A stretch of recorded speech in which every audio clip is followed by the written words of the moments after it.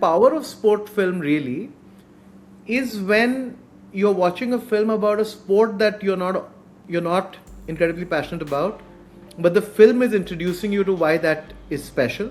What cinema can do is that it can catch those ineffable things which show you that, oh, this is so hard to do, or this is so precise, or this is so intricate, or this is so beautiful. And I feel like a great sports film can introduce you to the greatness of the sport itself. What a really good sports film does is it lets you, the viewer, very briefly, very fleetingly perhaps, share in that sensation of middling the ball.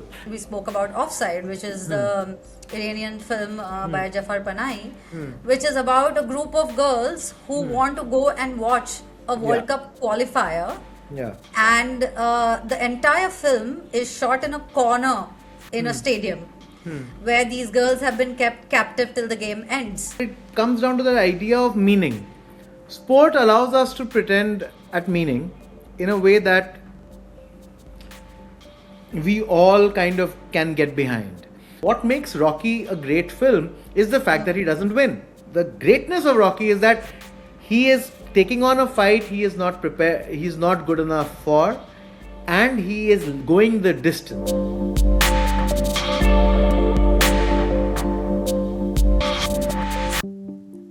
Can a film change how a nation feels about sport? Can it build something? Chak de India, Lagaan, Pan Singh Tomar, Raging Bull, Invictus, Million Dollar Baby, films that didn't just depict sport. They made you feel the hunger of it, the heartbreak of it. But are these truly sports films? Or are they something else wearing a jersey? What does a great sports film actually do to the viewer, and by extension, to a culture?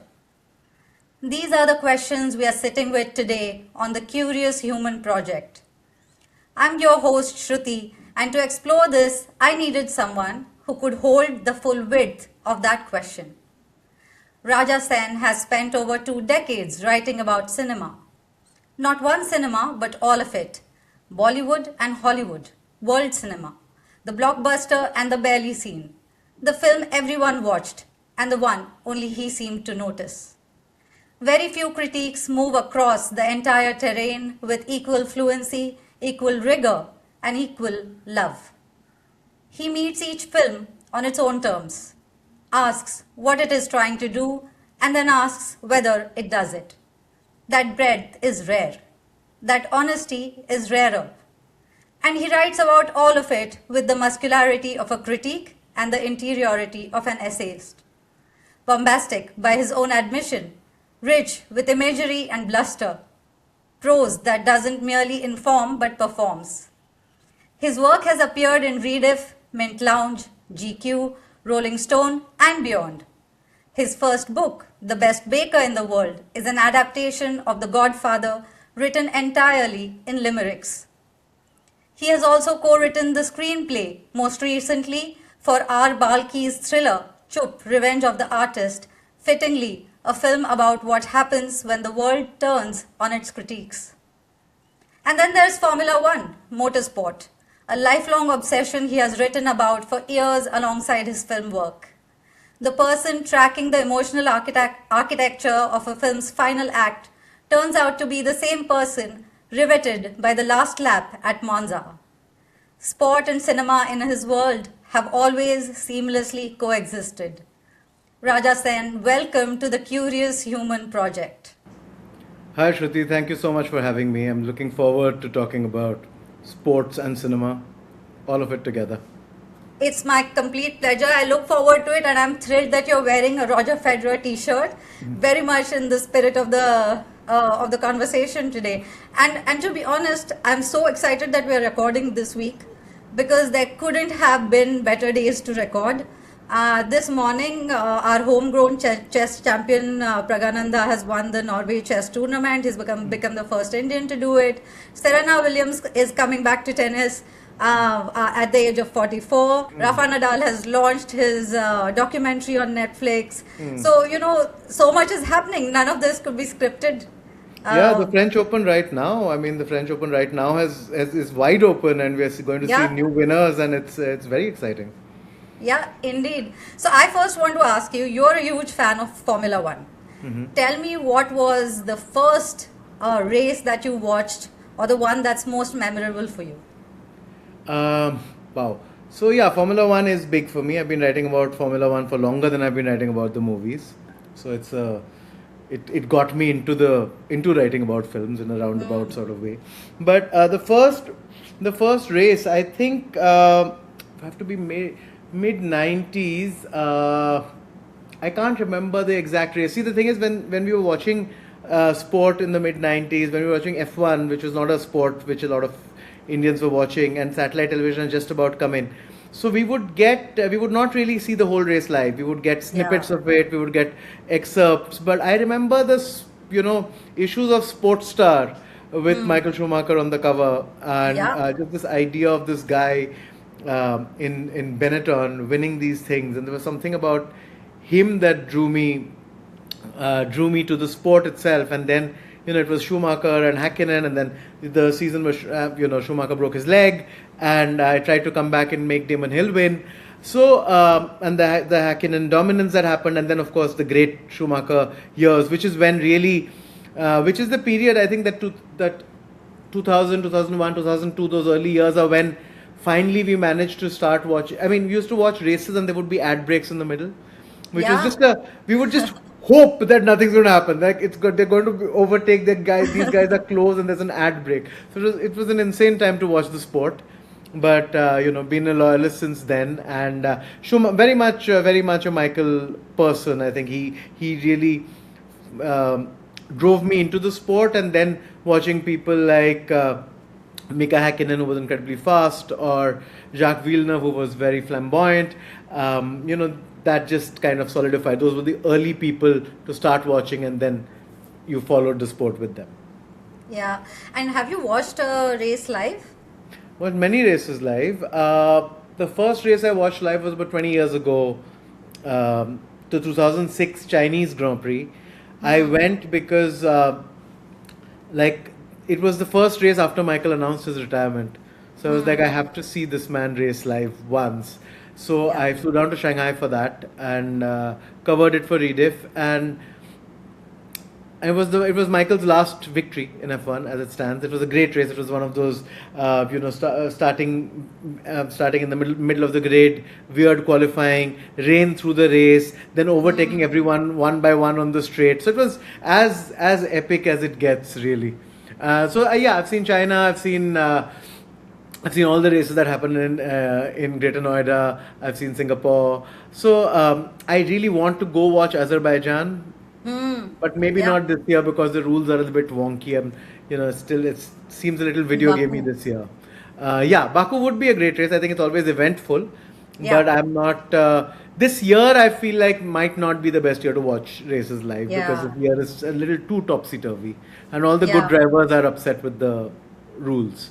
So Yeah. anyway. How did you handle Schumacher's accident when it happened? As It somebody who's was followed him so long, it was a because big I deal. know, I haven't really followed F1, but when he had an accident, and how I have felt about the updates since then, actually reminded me how magical sport is, because a person could be having an impact on you even without you having seen him in action, Yeah. and I can feel that heartbreak to date. Yeah, with Michael, it was like it ran very deep because I started following it and I was already deeply, um, a core fan of the man, of the way he raced, of his style, of all of that.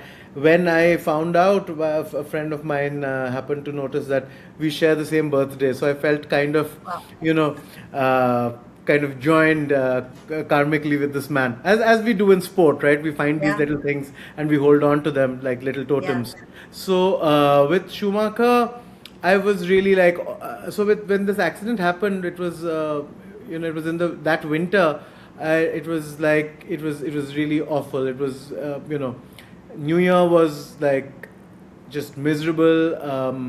My my birthday, which is our birthday, was miserable. So it was just became a thing that then for like it's kind of like my wish every year that he get better. That's why my joint birthday wish. No, it's very ironic because um, I got to see him race several times now because he came to India as well. I spoke to him and Ross Brawn when they were at in Noida. So all those dreams were kind of met a little bit, but yeah, I just hope like when Jean Todt says that Michael still watches races, I hope he still can, and I hope he still has some you know inputs or whatever. I respect that the family is keeping everything private because it's very, very important to do that. I mean, we have a very vulturish media and social media Yeah. world now, so I think it's best that whatever happens, may he recover properly. But yeah, he is a kind of the reason, right? When you start following a sport, um, there are one or two people that kind of shape Yeah. your fanhood to that Yeah. sport. So when you're watching cricket, when I was growing up in the 80s, it was watching Kapil Dev, wanting to watch Kapil Dev, and then suddenly this Sachin Tendulkar comes along, and then that changes Yeah. the trajectory of how you are viewing the game. So I think Michael was like that. Even when I went to China the very first time, and 20 years ago, Shanghai was still a massive, massive city, but they didn't speak any English, so it was crazy. I remember getting out of the airport and sitting in a cab and trying to get them to go to the Formula One race, and they had no idea what I was talking about, right? Because Yeah. I couldn't say it, they couldn't say it. We were not in the Google world, and finally it was just like in the middle of all this gesturing, I said Schumacher, and then he was oh Schumacher. And so he Yeah. was bigger than the sport, the way Michael Jordan was. Yeah. These are characters who are larger than the sport for people who don't watch the sport at all. Yeah. So I think yeah, Michael was one of the reasons also why you write about something, right? When you're writing about sport, you are finding this real life drama. Yes. When you look at how David Foster Wallace wrote about Rafa Nadal, it is like you're understanding why this author is connecting with this sports person, and you're finding real life. Well, you're creating heroes and villains, and you're creating archetypes in your narrative, but that's the narrative that enriches sport. Yes. So yeah, a lot of I mean I love sport writing. Um, a lot of one of my favorite writer is PG Woodhouse, and a lot of PG Woodhouse's cricket writing has gone a long way in my appreciation of cricket itself, because you just realize that there is a there is a poetry to writing about sport, which is Yes. what in Yes. Formula One when I started, and I was like the first F1 columnist in India, and it was a lonely job, and there were like 20 people reading me or something. But Yeah. it was so exciting to write about this sport, which was so so thrilling and had such larger than life figures, and it had 20 people to follow and so many narratives within the race, and it was a really good time also, those early years. And I feel like the fact that I was writing at the time when Michael was still up and at it in a way that Yeah. was very special, did definitely did make it did connect to the passion. I mean, the first time I wrote, it was about Ayrton Senna, and it was about the San Marino Grand Prix where he died. It was a race that Michael won, and I remember writing about it, and a lot of the drama comes from that, right? I think sport Yeah. allows us to see um, actual people as heroes, as villains, Yeah. as characters with arcs over a long period of time, the Yeah. way we see fictional Yeah. characters. So Yeah. it's really important to have that view, Yeah. and to then just consume it. Is that the passion comes through, right? Yeah, 100%. But now that we are going to talk about extending this passion that we spoke about into film, let me ask you, look, if you're a film critic, if I came to you and said that, Raja, recommend a sports film to me for tonight, what is the first thing you would ask me? What is a sports film really? I mean, what is a sports film is an interesting and a weighted question. I mean, a sports film can be about many things, right? It can be incredibly detailed, it can be very finite, it could be about one weekend or 1 hour or one fight, or it could Yeah. be about something like an athlete's entire life and their rise from rags to riches and all of those, the basic arc that we see. But I Yeah. think with And I think the power of sport film really is when you're watching a film about a sport that you're not incredibly passionate about, but the film is introducing you to why that is special. And you see so much of it. I mean, you mentioned Chak De India, and Chak De India was such a triumph because I remember speaking to the writer of the film, Jaideep Sahni, then, and he said that the biggest achievement of the film is not the money it's made or anything, but it's the fact that um, you know hockey equipment among girls is selling 600% more. And Oh, so amazing. those are tangible and incredible things that you're seeing, that oh, this is a possibility, this is something that can happen. And that, I mean, I'm seeing it now with to come from one hockey bit of entertainment to the other, is now when I'm seeing people going crazy about heated rivalry and the horny hockey series. And it's a great series, and it's not the hockey is minimal, but I'm seeing people who are watching that show again and again and again and getting into hockey as a result and watching hockey live. So Yeah. it is amazing how these things can affect you on some level. You see something, and sport is so visceral that it's hard to describe, right? It's like when people say like cricket is so hard to describe to anybody who's never seen it before, right? Because it's so ludicrous, right? Yeah. And like someone had once said, "Zindagi char din ki, test match 5 din ki." So it's one of those things that it feels like it goes on this long and it's a dead Yeah. rubber, and how is that thrilling, or how is this? But it is within that when we said that sport writing is poetry, but sport itself is also poetry. So like Yeah. Federer is a ballet dancer, right? Yes, Or he when is. we talk about Vaibhav Suryawanshi's backlift, we are talking about grace somewhere Yeah. amid a lot of savagery, Yeah. but we are talking about grace. So I think what cinema can do is that it can catch those ineffable things which show you that oh, this is so hard to do, or this is so precise, or this is so intricate, or this is so beautiful. And those things it can kind of, when done right, present that to you in a way that kind of lifts you out of the humdrum of life the way sport can, Yeah. and just makes your day. And I feel like a great sports film can introduce you to the greatness of the sport itself. Yeah. And if I were to ask you to name your top three, the ones you say are your most memorable watches. Top three sports films is very hard. It's very hard. I hate lists, I'll tell you, but I'll try. I'll give you the few that come to mind immediately and closely, and try to be a little all over the place with it. But there is a tennis documentary I really love. It's called In the Realm of Perfection. It's about John Yeah. McEnroe.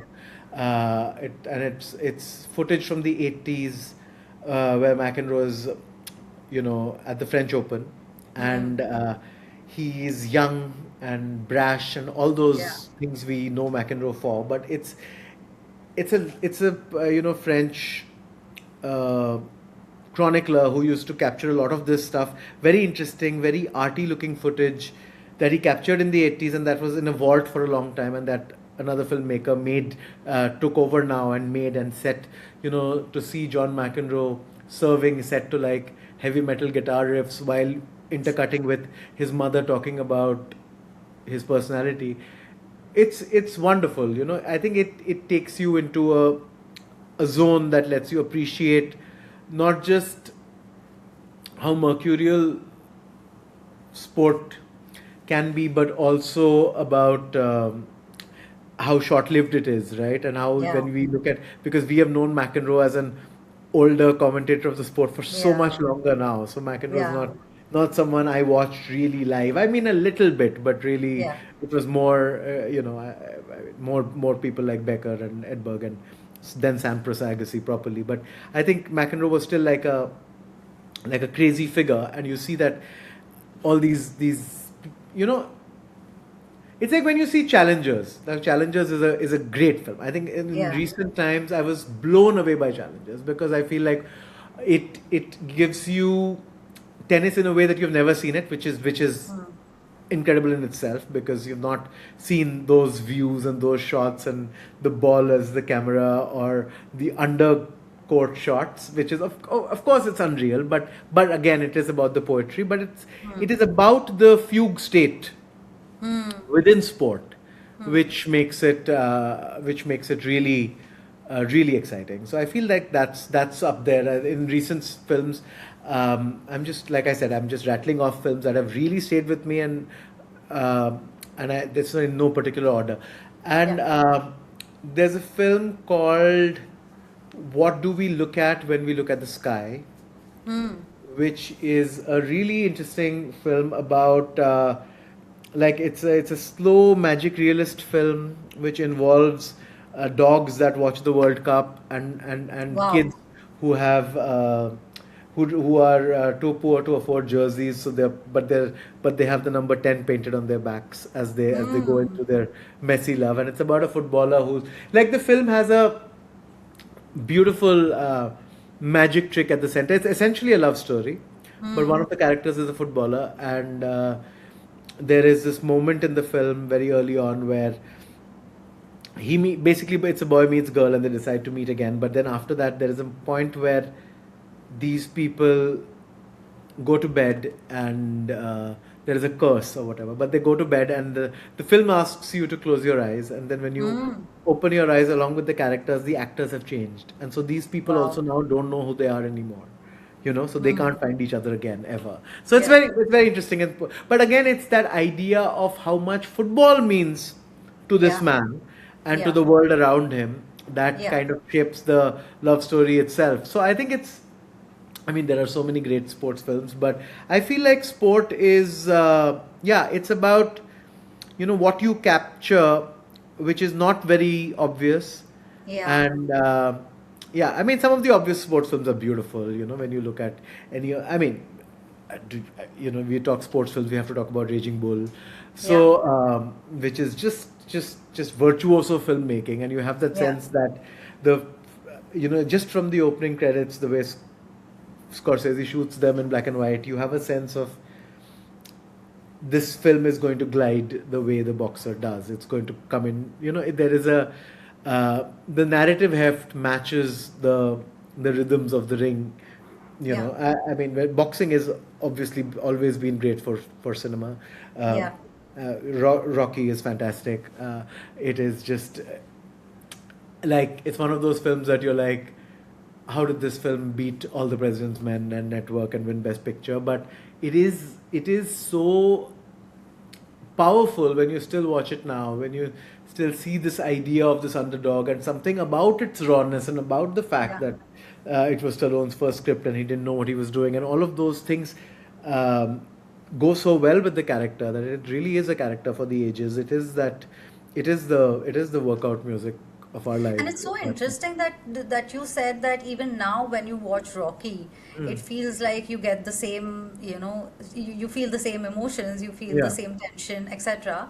But it's so interesting because for a sports film, that emotion that the sport brings to you in that moment, in a match, in life, etc., that's not going to change from a 1980s to 2026. So, unless you're looking at how filmmaking has evolved, the story is going to still remain gripping, Yeah, because the yeah. It's feeling is also going to stay the because, same. sorry? Because the feeling is going to stay the same, as in sport at its core won't evolve. It is what it is. With some other stories, you feel that maybe the world has moved, maybe culture has moved, maybe I have moved from where I was and how I think and how I view a film. But I think with sports films, that's something unique, that the sport and its enigma, its moments may not change for you 30 years later. No, definitely. I think it's also because, see, what sport does fundamentally, if we were to break it down in a storytelling way, the way I would break down film, for example, what sport does is that it allows you to say anything in life, right? It matters because we say it matters, right? We say a government matters, or we say some gods matter, or we say these books matter, whatever it is, it's importance that we accord, and it's an abstract sense of importance, right? But with sport, what's happening is that abstraction is kind of crystallized into a scoreboard. There is a sense of justice. There is an idea of within those 3 minutes of extra time or whatever it is, that is everything. Suddenly, that Yes. is life and death and drama and Yes. emotion and revenge and retribution and all those things boil Yeah. down into something that is tangible, something that Yeah. has, you know, thousands of supporters on either side who are feeling as strongly about it. And when you're watching that, when you're watching a truly magical sporting moment, that's why I think, like when we watch the Olympics, right? And when we are watching a sport that we don't normally watch, Yeah. but we are completely taken by the drama because we are aware of the grandness of the stage. Yeah. And so sport is kind of like a real life scoreboard where we are like, okay, this person's been through so much. Now this person deserves the golden boot. This Yeah. person deserves everything, but also to win the World Cup for his country. Like, those are the things those are narratives that we have made in our heads, right? Yeah. But those narratives are important because we believe in their importance. So I think that's what, when you're looking at sport film, that's what it also comes down to, the fact that that tension, that grip can be encapsulated. Now, even in a mediocre sports film, or not a sports film that is not by a great filmmaker or anything, there is still something elemental that, on a basic level, should be able to connect to you. Yeah, there are like Yeah. Indian sports biopics we've been making. They're not very good, but I think of the Indian ones, I feel Dhoni was interesting for all its, like, I mean, it was a film produced by Dhoni, so I mean, it's compromised to begin with.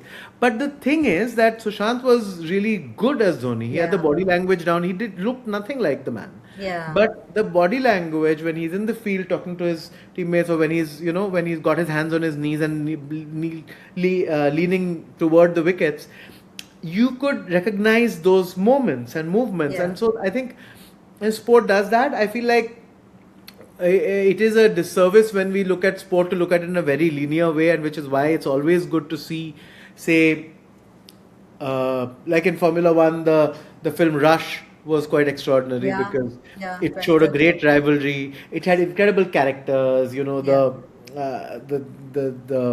The flawless perfectionist on one side, the party boy on the other, and so it is. I mean, sport is stranger and more beautiful than fiction, like easily, right? I mean, I keep going.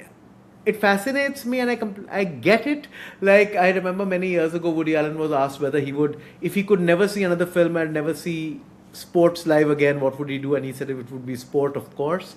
And I didn't agree with it then because there's so much to watch and there's so many movies I want to consume. But I get the sense of it. Like, I'm not passionate about cricket anymore. I feel like I feel like, Same. to some degree, like, there's too much of it, all of that. But Yeah. I enjoy it from time to time because now I don't have a dog in the fight. Yeah. I can support whichever team's doing better. I'll watch a Yeah. match midway and root for the underdog. I'll watch a test match because it's test match, and I suddenly like the Australian team now.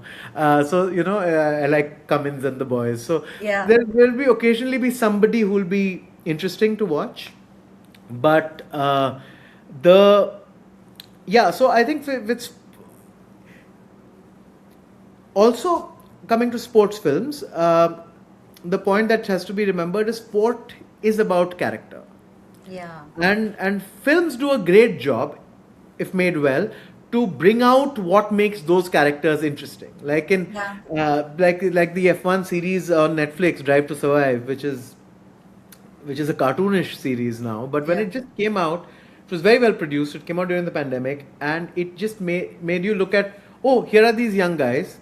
The top teams were not participating, so the the lesser teams Yeah. were all suddenly highlighted, and so people were like, oh, there were Pierre Gasly fans, and there were Daniel Ricciardo fans, and it was suddenly becoming this thing where, oh, okay, this is the sport. And even though the main guys weren't participating, suddenly they had to after the first couple of seasons because it was just becoming too popular. And that's what helped the sport break into America. Now, the point is, when I'm watching it, I as anyone who's watching the sport, who actually likes the sport, can't possibly watch Drive to Survive. I remember someone many years ago, someone had actually gone on about Drive to Survive to the extent of saying something as insane as, I'm stopping watching the season, I'm stopping watching the races so that I can watch the season next year and see how the story. And I'm like, that's Wow. ridiculous, because the stories are not real. It's all make believe, and Yeah. it's like the Kardashianing of sport. But it Yeah. is. But for someone who doesn't know, Yeah.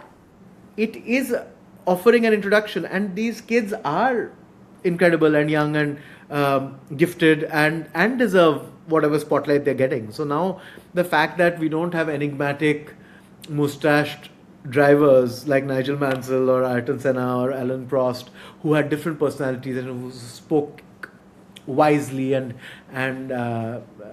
haltingly, and have been replaced by these like TikTok reel making, paddle playing boys, is the way the sport has shifted, and these boys need to be known in the language they speak. They are the live streamers and the gamers, and they need to access their audience their way. So I think it's that comes in a long way. I'm digressing, of course. Now I've gone far No, past your point, but and just extending that to what is a sports film. We were talking about where sport is central in a way where somebody's playing it. Yeah. But what about films where sport is the spine without you not actually seeing anybody play? For example, earlier on in our conversation, we spoke about Offside, which is the Iranian film by Jafar Panahi, which is about a group of girls who want to go and watch a World Cup qualifier, yeah, and the entire film is shot in a corner in a stadium where these girls have been kept captive till the game ends. And they're trying to convince and talk to the guards, have a conversation with them. You have to kill time. So Right. the conversation goes from them, asking one of the guards to peek through and tell them about what's happening, or become the commentator for them, and then ask another guard about things Right. like, but what is it? Why can't women watch sport? And through the entire film, you feel the sport, but you don't even see a football like a football. Forget the Yeah. player. Yeah. On the other hand, as well, there is a very less known film, I'm not talking about it from the genius of filmmaking point of view, but there is a film on Amazon called Brittany Runs a Marathon. Okay. Now this film is about a girl whose health is failing in a sense, goes to the doctor at some point. He gives her a health warning, and she's obviously thinks of herself as no good, and doesn't have a lot of money to go to the gym, and so decides that what's free for me is to go running.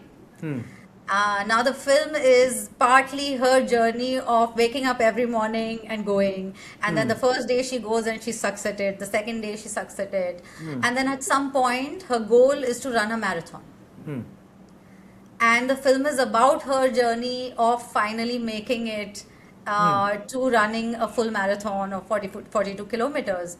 And I thought that film as well centered the emotions of sport. Basically, you trying to overcome your own self in this Yeah. case, not the biopic arc in a sense, but this is just one person's struggle to somehow find the inner sportsman in them for their personal gain. No, absolutely. I think I'd see it's not even inner sportsman. Like I said, it comes down to the idea of meaning. Sport allows us to pretend at meaning in a way that we all kind of can get behind.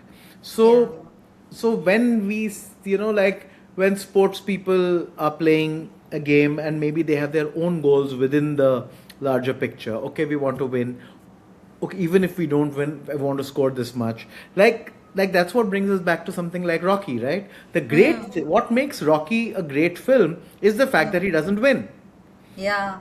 He does not win in Rocky. The greatness of Rocky is that he is taking on a fight he is not prepared, he's not good enough for, and he is going the distance, and he just wanted to go the distance. So Yeah. the match is a draw, and but he lasts the match, and that is Yeah. the victory that he is fighting towards. That he will be battered, but he will not fall, and he will get up, and he will not be knocked out. So it's a different goal, right? When you look at, I think uh, in Indian films, one of the sports films that recently I really loved was the boxing film Sarpatta Parambarai, Yeah. which Paranjit's film, which is just extraordinary because of Yeah. how it shows. I mean, different boxing styles after modeled after different great boxers, sure, but also what boxing means to a community. Yeah. What it means, why there are gangs of boxers, what boxing Yeah. means from someone coming from a certain tribe or a certain Yeah. caste. All Yeah. of that, I think, I mean, see, sport is a leveler in a way that very few things are, right? We are not, we don't really, like, we live in an increasingly polarized and bigoted world and all of that, but that doesn't get in the way of sport, right? When Yeah. we will fight, like, you will fight for for people who aren't fight against people who aren't in your particular, you know, your team, or all of that, and so there'll be rivalries, but it's not about, like, as soon as that person comes to your team, He's your you own. look at that person differently, right? Now that person's wearing your shirt. So Yeah. the betrayed people as well as that, and it's so. I mean, to people who don't watch sport, or to be like, if I'm reading about baseball, for example, which is not a sport I follow, right? But which I can understand the passion of the people following it, but it is not. Uh, it's so arbitrary. Our likes and dislikes for the people in the same color uniform, or and it's the same person, and it's just the Yeah. uniform has changed, and just the colors have changed, and suddenly now we hate him, and Yeah. and it's so nonsensical, right? If Yeah. you think about it at any point, all of these transfers and these the fantasy leagues, all of it is nonsense. It's all make believe, right? But it is allowing us to celebrate human achievement in a great way. So I think with football, like you said, or with any film, when you are capturing what film means to what the sport means to someone, that is perhaps more effective than just showing the sport even sometimes. Yeah. I when you were talking about women, huddling or really wanting to know what's going on, I think that's. I was reminded of the Guru Dutt film Mr. and Mrs. 55, which starts with Madhubala at a tennis match, and then she has to hide because people are looking for her. So she hides. So she's hiding. She's seeing the tennis match between the feet of men sitting in the stands, and she's under there, and but she can't not be excited because she follows. Yeah. So she's pulling their feet apart to look through, and it's incredible. Like, the frames are incredible, and Gurudat was incredible, of course. But it just shows. It's that idea. Oh, this person. For this person, this matters. Yes. And so, like why, I go back to Challengers again, and for your listeners who may not have seen Challengers, it's a really good tennis film. It's a love triangle. It's a psychosexual love triangle in tennis, but it's also about it's three young people, and it's one about the youth in sport, how young sports people are, and just how unprepared they are for the pressure and the madness and the demands of sport, but also for the spotlight as well, but also the fact that what is really important, and there are three distinct kinds of sports people in it, right? There's a guy who's talented and very disciplined. There's a guy who's incredibly gifted but not as disciplined, and there's a woman who's better than both of them but who's injured and who can't play, but who is striving just for the great game, or to feel the way, that fleeting fugue state that you can find with sport at some amount of time, and that is so different for us all, and right, and even when you watch, like, we go back to a Chak De India, or we go back to a Rush or anything, the character moments are moments we will find. So it's not Yeah. just about you know, the good and the bad, you know. I mean, Yeah. the TV show How I Met Your Mother had a great story arc about one of the characters, Barney Stinson, who used to think that the karate kid in Karate Kid was the other guy, right? He was Yeah. like, this kid, he worked harder, he should have won, like justice for him. And Yeah. it's interesting because that is a valid perspective. You can look at it like that, right? And it's so much fun that when you look at sport and you have someone from the other side, and Yeah. uh, it is great to always watch sport with people from I think it happens more with football in India. I think it's everyone with it. I mean, it gets boring when everyone's supporting the same team because then you're just sitting down and you're all saying, "Oh, look how good Bumrah is," and the other person, "Look how good he was that match." So Yeah. but you need the contrast. You need the Yeah. moment of someone coming in and saying, "No, this guy is overrated," or I think this guy can be beaten to this side," and then you Contrarian have that. opinion. Yeah, so you need the contrast, and I think cinema goes a long way in showing contrast, in showing, Yeah. when we look at a Chariots of Fire, for instance. uh, I mean, we are given to this drama of sport and cinema, which is anyway given to great orchestral flourishes and Yeah. slow motion for their drama, lends itself perfectly to, I mean, sport works in film on a very basic level. If we were to Yeah. boil down the answer, sport works in cinema because you have climaxes in real life, Yeah. right? And all of cinema is trying to find a climax, and Climax. Yeah. so many films in India, uh, especially I'll say, are films which are said to have a third act problem, where they Yeah. don't stick the landing, where it's intriguing and the build up is great, and but at the end it kind of falls apart, but cinema has that climax. So cinema has Yeah. that moment that's built in, that you're like, oh, this is what we're going to work toward. It is finally Yeah. going to be, two teams fighting or two people fighting, or that, those that many minutes or that many seconds are going to be enshrined and put on a pedestal for us all to watch in Yeah. slow motion again and again. Like, I mean, that's what works with a Lagan, right? Which is Yeah. like the fact that the big risk of a Lagan is that the cricket match goes on for nearly an hour, and you're like, would people be interested? Would it? And it does become circusry, and there are issues, and the fact that no ball is, it always rankles with me because the rule didn't exist. Out of those little nitpicky things, Yeah. but as a film, it works because at that point you're sitting with a crowd of people who are Yeah. all cheering for a fictional Yeah. team, but you are cheering. It's the way Yeah. when you see the Pixar films, when you see Cars, right? Yeah.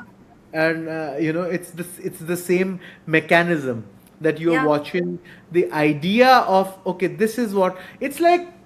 Anything, right? Any kind of storytelling, when you have the hero's journey, or Joseph Campbell's stages of storytelling, basically, what are they looking for? This person's looking for a job, this person's looking for a girl, this person's looking to get home, all of those things. But in sport, all of those things can come down to what the sporting equivalent of it is. So it can be Yeah. victory, it can be losing, it can be learning to lose, uh, it can be coming back and lasting, being Yeah. past your prime, and being able to take on a sport, all those unlikely things. But basically, in sport, viewed from the right angle, and it can be a very convenient angle, and that is why Yeah. a lot of sports movies are very manipulative.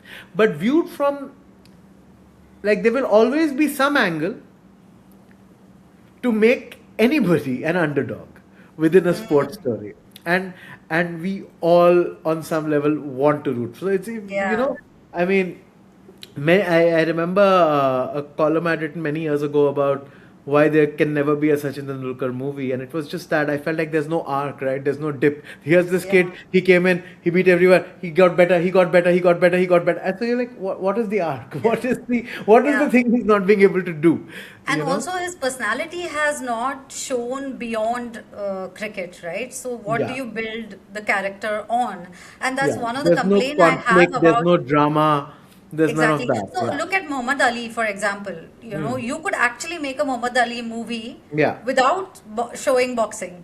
Yeah. because his belief systems, his Yeah. religion, or his politics, Yeah. etc., was so at the forefront Hmm. that you could actually just introduce him as this gifted boxer and have a Yeah. movie that completely doesn't show boxing at all. And I Hmm. thought you said something really interesting, which is that having a contrarian opinion is so important. Hmm. So I haven't watched the Rafa documentary as well, but Hmm. I saw clips and I've seen people talking about it. And one of the things that he said in that Hmm. is that I'm not a winner, I'm a competitor. Hmm. And if you go back and you see the contrast between Federer and Nadal on the court, Hmm. that's exactly what you would say. Hey, here's a fighter. He's not even a tennis player. He's a fighter. And he Right. looks at himself as somebody who fights for every single ball, who's not Hmm. saying that I'm gifted. Federer is a Hmm. dancer on the other side. He's Yeah. a gifted artist. Hmm. And that itself is an opinion. That's Hmm. itself is an angle. Yeah. If somebody was going to think about a film. Yeah. So I completely agree with you there. Yeah. See, that's why like Djokovic isn't a good film. You know what I'm saying? But again, there is a way to look at it, right? Like I think one of the great sporting documentaries of all time is The Last Dance. And even though Michael Jordan is the winningest man in basketball, and I'm one of those one of those people who think that King James does not come close, despite certain parallels. But I think LeBron is LeBron. But Michael Jordan was really something else. And again, I am that vintage. I used to wake up in the morning to watch those playoffs, early in the morning, all of that. But I think with Michael Jordan. When you narrow it down to one particular period and make it about that, so then you go in close, right? And you say, okay, this is a period where they're changing their coach. This team is going to disband. This great team is trying to get their greatest final thing. So you can zoom in, and that's also part of Yes. sport. I mean, Yes. sporting broadcasts are a very good hint in terms of sporting storytelling, because Yeah. like I said, slow motion. So similarly, you have like the ultra close-ups, right? So you can really zoom into a small specific part. You may not be able to make a great Tendulkar movie, but you could make a Tendulkar story just based on, like, off the top of my head, I remember when the Tehelka tapes had happened and all of us had our hearts broken. But when Anshuman Gaikwad had spoken in those tapes about how he had just called Sachin and told him that tomorrow's match is fixed, and he said, "I'll win it for you," and he went out, and I said that evening could be a film. You know what I'm Yeah. saying? Then you Yeah. go in that deep and you say, "This But is it," and but do you think people stay away from it? Filmmakers stay away from that kind of. I'd imagine it needs a lot more research. It needs understanding sport. It needs a little bit of courage to go that close. Because one of the complaints that people who've been on the other side of sport, who've been in matches, people like us, when we are watching it, that is what either moves us, we like it or we don't. For yeah. example, in Chak De India, the last shot, right, where there's the last penalty kick, the Indian goalkeeper standing at the center of the court, center of the goal, and Shah Rukh Khan just sighs to her and says that stay where you are. So Right. here is the coach who's in that moment telling her that I can see what's happening here, and I'm coaching you right now in this, this flash of a moment. And for people like us who played sport, that moment is very real. That interaction with your coach is very real. We've had those kind of moments when you're really under pressure. And at that moment, you're just kind of looking at the coach and you get something from them. And Sure. so that is, like a heart to heart connect. Or something in Raging Bull, there are people talk about many really great scenes, but there is one where Jake LaMotta, who's De Niro, he just beats up somebody in a hotel, okay, because he's this brash, really angry Yeah. guy, etc. And the hotel staff complains to his manager, which is Joey, in this case, Joe Pesci. And he has to calm things down, but he doesn't just apologize. He says to the hotel staff, he says, you know what, these people are always in pain, so When I saw that, I was like, what must it take for a writer to remember this about a sportsman, or to remember this about an athlete? And this is something that Rafa talks about in his documentary extensively, or has been spoken about in his career as well, that he's lived through a lot of pain. Sure. So when you see those moments, you're like, this is excellence, this is writing, this is research. Yeah. And I think a lot of filmmakers are probably reluctant to go into that, especially if I look at India. Yeah, I think India, we are, especially when we do the biopics, we've seen these biopics, we've seen biopics on Mithali Raj. These are stories that could be really good stories, right? Because they're playing sports nobody's played, they're really blazing a path, or the Mary Kom biopic, again, insipid filmmaking, right? So, for me, the worst offender ever is the Azharuddin biopic, because it had Imran Hashmi. Now, unlike when I said that there can't be a Tendulkar movie, which is glib, but I made my point. But when you're looking at Azharuddin, it's the opposite, right? It is proper rags to riches. It is this guy who's come out of nowhere. It is an incredibly graceful player who And what then a personality. and then as flamboyant as it gets, and then as corrupted as it gets, and Yeah. then really the most unforgivable man in sport, right? And then what the film does, the Azharuddin film, which stars Imran Hashmi, what it does is it tries to absolve him not just of what he's done, but the climactic thing has a phone call coming in where he has taken money to throw a match, and they choose to show a match that India won. Okay, and then he gets a call from the bookies and all these people saying, "Why didn't you do it?" And he said, "I didn't want to do it." And then they said, "But you've taken the money."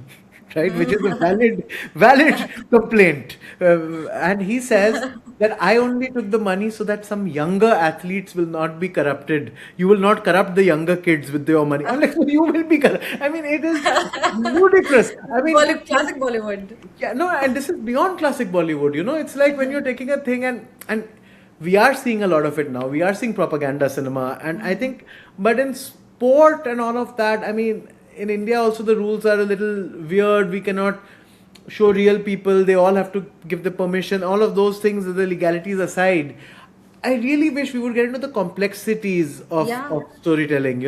Yeah. A biopic does not have to necessarily be flattering, or does not have to necessarily be completely flattering. Complete story. And Also the complete story. Yeah, no, and see, complete story is one thing. That's a thought that we were talking about, close up or a wide shot, right? The full field or one fielder. But what's happening with sportsmen are complex, right? And when the football World Cup comes around every few years, and we all discover some players we've never seen before. And their stories are remarkable, right? We have, someone, farming sheep in Croatia. We have really great players coming from all over the world and doing something insane. And you're like, this is a story. But it's a story because it's complex. It's a story because there was this issue and this journey was taken, and then this unlikely thing happened. But as soon as it becomes about, look how good this is. Look how good this is a very boring way of storytelling. Yeah. It's too linear. It's too uninteresting. It's like, then it becomes like a video game. Oh, this is a level, he's beaten this. This is a level, he's beaten this. This is a level, it's beaten this. And then it's not fun anymore. Which is why even with the Rocky movies, after a point there was a fatigue. Though the movies still hold up because of Stallone. But then when you see the Creed movies, and there's a rejuvenation. And they work with Michael B. Jordan being Apollo Creed's son. And then you're like, okay, now this is the contrast. Now he is working with Apollo Creed's son. Now there is something exciting. This is drama again. Because you recognize that in sport, these mad things do happen. Yeah. Somebody will come and do something that you can never imagine. A Yeah. 15-year-old kid will come and smash the biggest bowlers in the world for sixes of the first time he Yeah, sees them. Like and it's somebody could be having their day, like it's a real thing. Magically, yeah, you could be having your day, and your stars are yeah, just aligned, and your yeah, the ball's coming on the bat perfectly, yeah, on the racket or something else, and you could be you could have the best player you're playing against, but you win that day. yeah. So that can happen.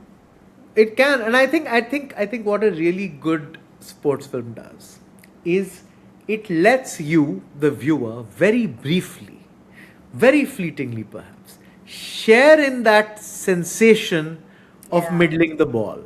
You for a second feel like, oh, this must be it, because by then you're bought into it, you're into it, yeah, you know how much the stakes are, and when that particular shot is hit or that uh, the ribbon is breached, you are suddenly aware of this idea of wow.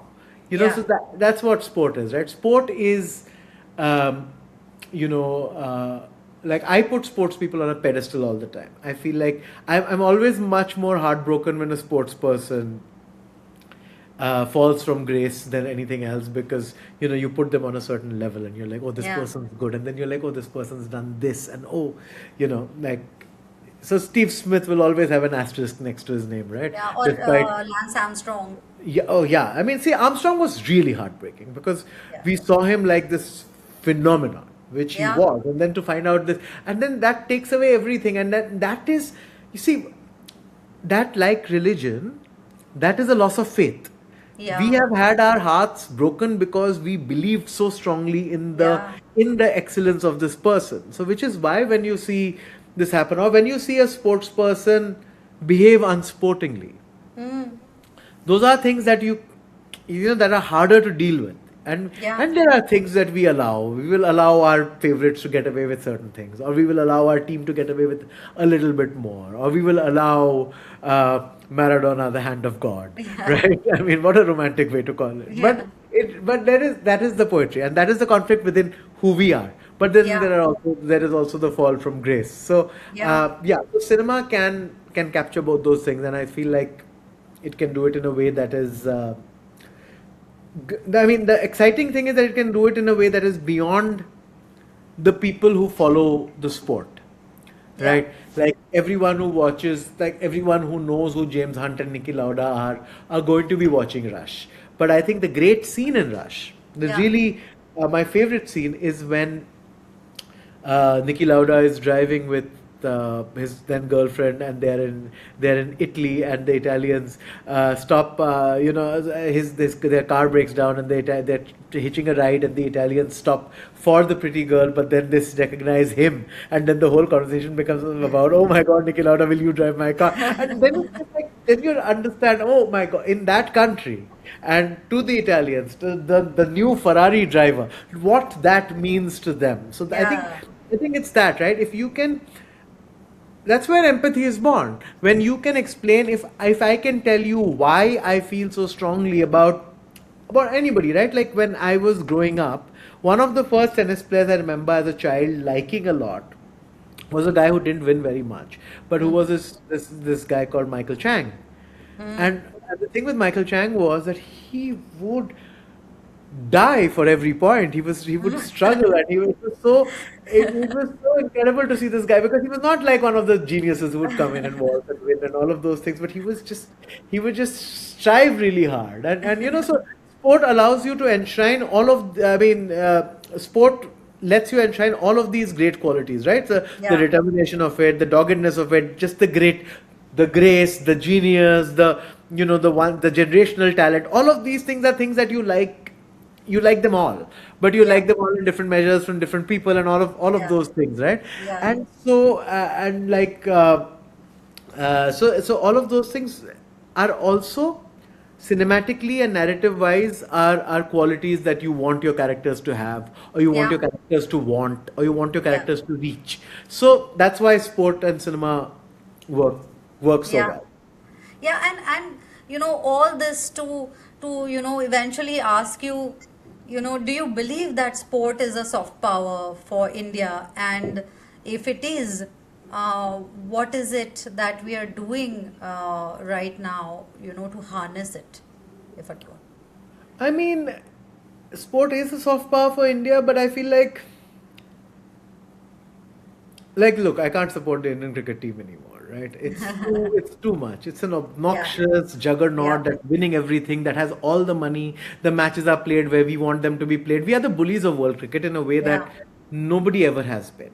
I don't yeah. think anybody, maybe England at once upon a time. And we don't But see the cricketers become anything more than players on the grass. That's something I find fairly no, disappointing that's for the amount definitely of. true. That the cricketers seem to be spineless and seem to not have any moral backbone or speaking about anything beyond the sport itself or giving anything back to society. All of those things are very valid things to say. But I feel like, well, even on not on an individual level, but I feel like the team itself, all of that, it's very problematic now. India is so unchallenged, and India has such a Yeah, bench strength now that we could have two teams or three teams or four teams, whatever. I mean, and yeah, and win in the World yeah, Cup. So it's not a challenge. It's not interesting, which is why I enjoy.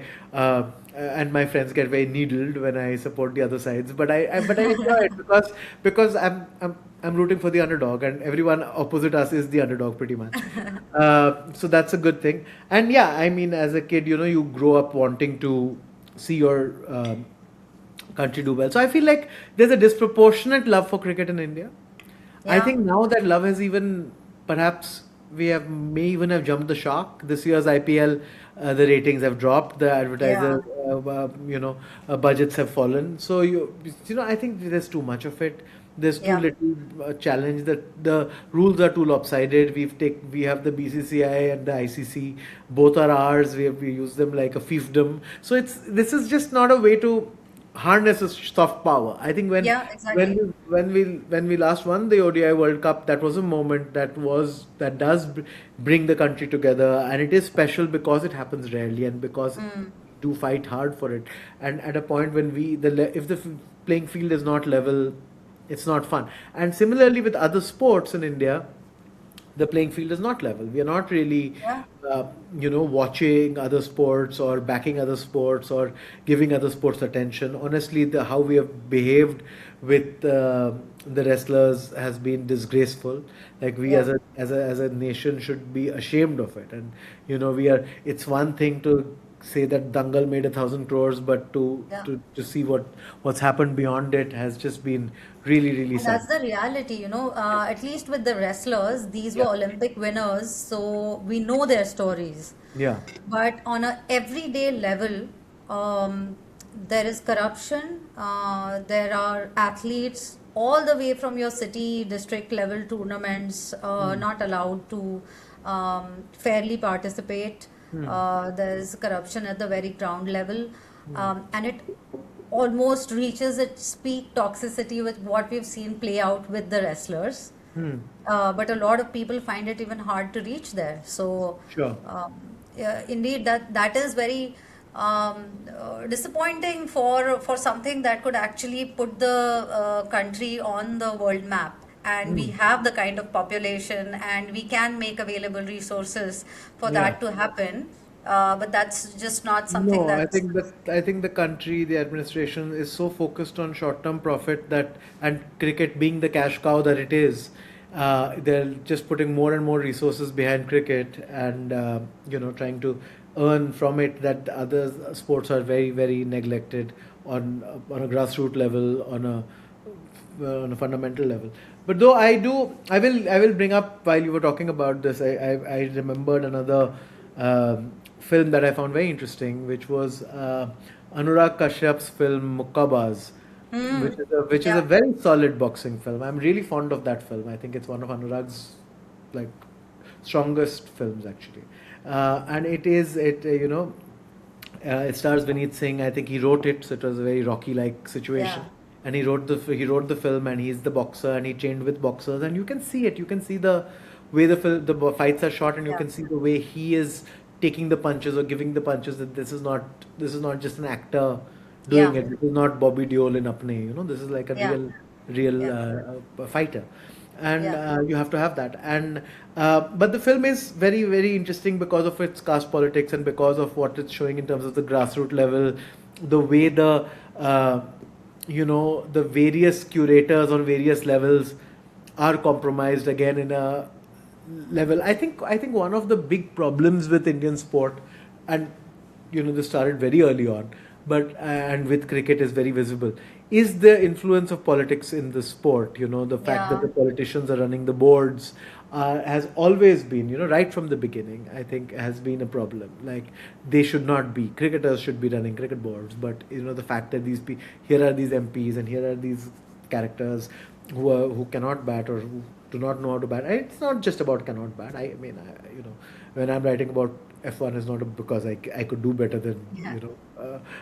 Jenson Button or Lando Norris. But the fact is that there is a passion, and I think that there are people there for the wrong reasons. And when you look at these great stories of scouts, I mean, there are great stories there as well of people who are Yeah. scouting talent around the length and breadth of the nation. And I mean, for all my disparagement toward the IPL, and this year I had some surgery, so I wasn't feeling very well. And when the IPL started, I started watching it. So this year I was watching it very randomly because I don't watch it, but I was watching it because I did not have the mental space to get into anything with any narrative fiction. So I was like, okay, let me just watch this for 10 minutes, and then you see these young people who are coming out of nowhere. You're seeing this like Prince Yadav coming and taking off Virat Kohli's stump, and you're seeing that there is this these guys are coming from, so there is a scouting process. Yeah. It's just that if there were more transparency, if there were more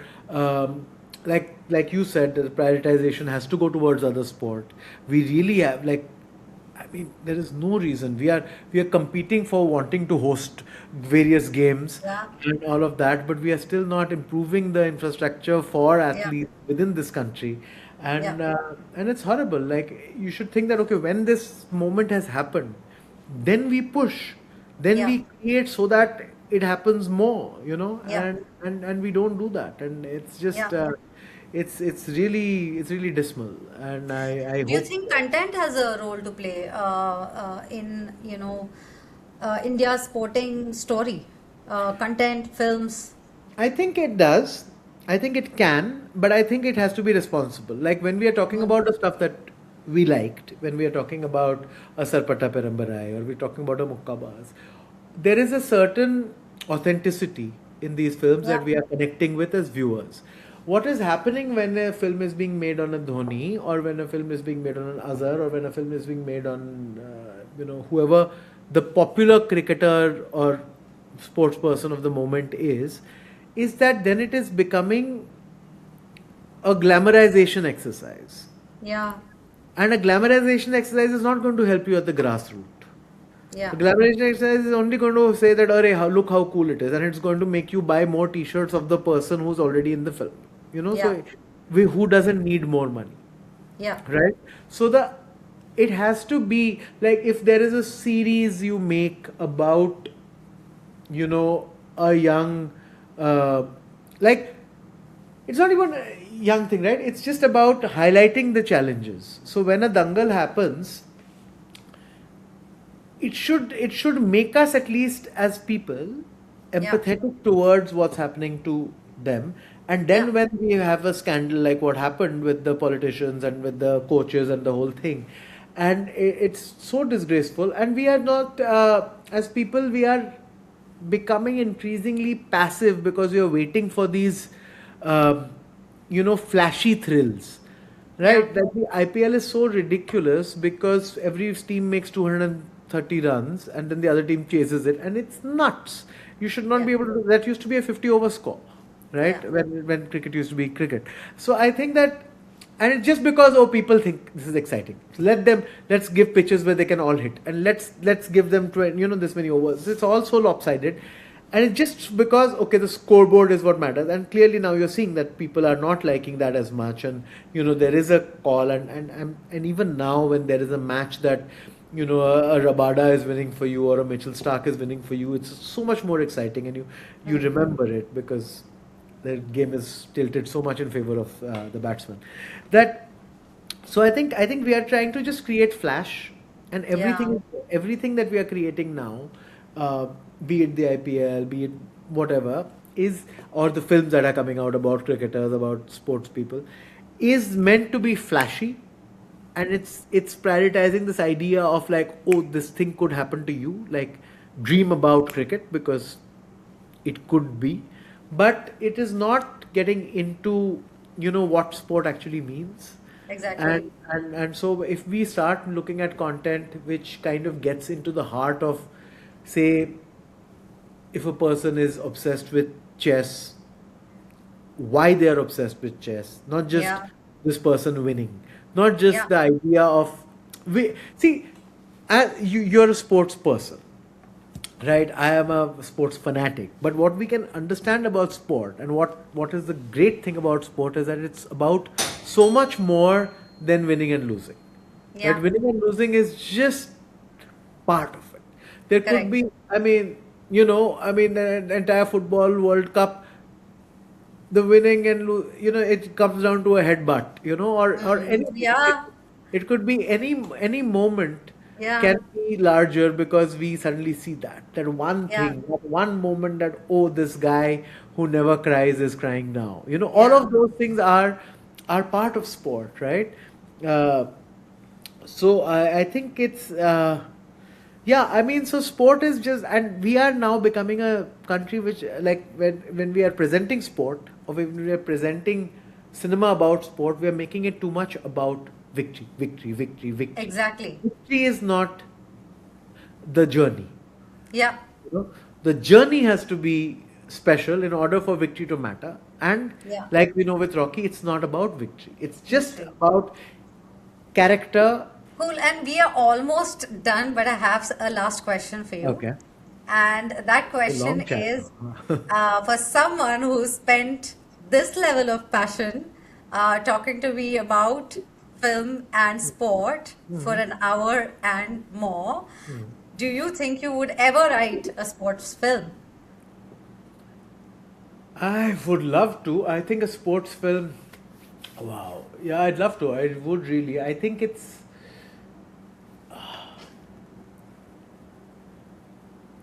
I think the thing with the sports film is that it is just about that. It is about if you can find the right approach. Like now, when you said it, I've never thought about it before. Wow. I'm writing a horror film right now. I'm writing a drama after that. There's a couple of TV shows I've worked on that are comedies that are in various stages of making or not making, whatever. But a sport film is, yeah, it's a tricky thing. Like I don't think I've ever really considered a sports film. Just like, yeah, I've not thought about it. I mean, you have stumped me quite a bit, I feel, because I've not thought about it. I feel like now that you've said it, it's suddenly like a whole bunch of things are coming to mind. But it's not. I feel like a sports film. It's just about finding an approach that is so unique that it hasn't been done. But I would probably, were I to make it, would not make it about like a star. You know what I'm Yeah. saying? Like, I would not make it about a sort of Ganguly or XYZ person or anything. I think it would make it like there used to be a TV show that I really liked, an American series called Brockmire.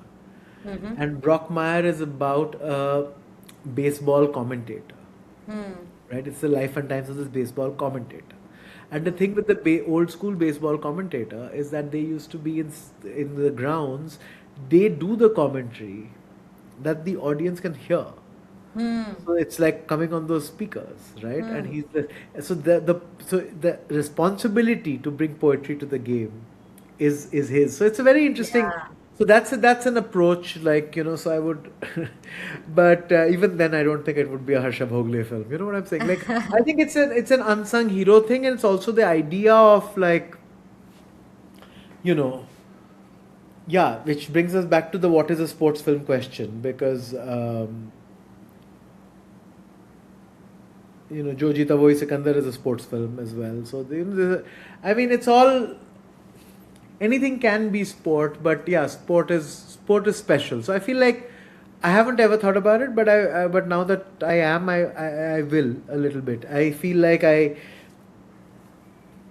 I feel like I might lack objectivity because I love it too much. So I feel like that's also something to think about. I love watching sports movies. I am a sucker for a good sports movie. I will believe and I will be invested and I will cry and all of that stuff is going to happen for sure. So I don't know. I mean, again, it is that moment. Like it is about that idea, but I don't know. I think I'll tell you what's scaring me about the idea of writing a sports film is that by definition the sports film involves so much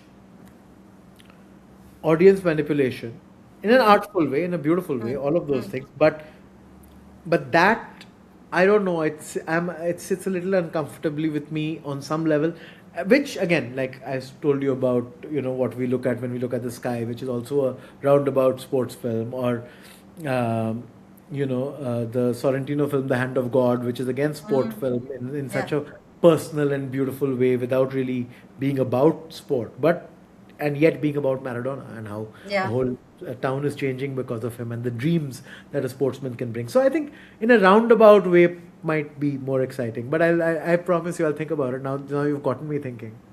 So That's I'll awesome. think about I think that's my contribution to you at this point. Well, wonderful. Thank you.